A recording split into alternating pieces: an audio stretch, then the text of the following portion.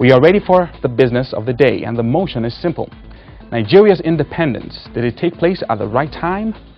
It will be the ferocious head-to-head encounter all the way. Oluwatoyinbo, you will begin by arguing for the affirmative, and your opponent is debater 14, Temiloluwa, the survivor from today's eviction.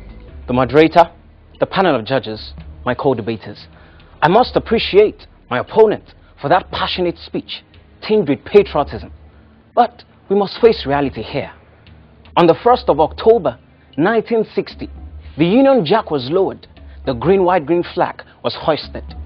Today, 49 years after, Nigeria is a full-grown man learning to crawl.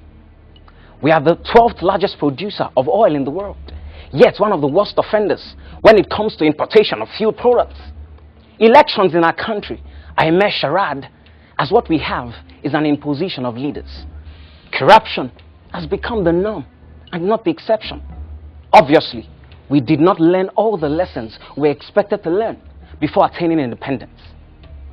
The Nigerian Civil War of 1967 to 1970 claimed over 1 million lives. At the time of independence, as is the case now, Nigeria was an unwieldy conglomeration of 1,001 ethnic groups who had not fully understood the workings of living together as one country. A baby is expected to spend 9 months in the womb. I make bold to say that Nigeria's birth was premature. Do you know that in 2008, our GDP stood at $212 million? In the UK, the same thing was $2.65 trillion. Obviously, we still have a lot to learn from the UK. Thank you very much. Temiloluwa, it's always refreshing to see you smile. You did say that Nigeria has quite a few lessons to learn from the UK. What sort of lessons do you think we could be learning from our colonial masters? Let's look at the country today.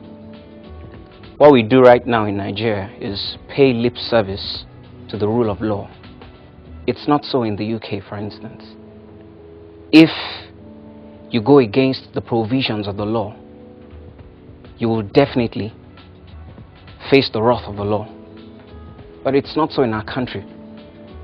A lot of us do things that fly in the face of what is right, and we go away with it. That's not proper. There can never be national growth and development if we continue to pay lip service to the rule of law. If X is wrong, then at every point in time, anyone who does anything contrary to the provisions of X should face the wrath of the law as defined by X.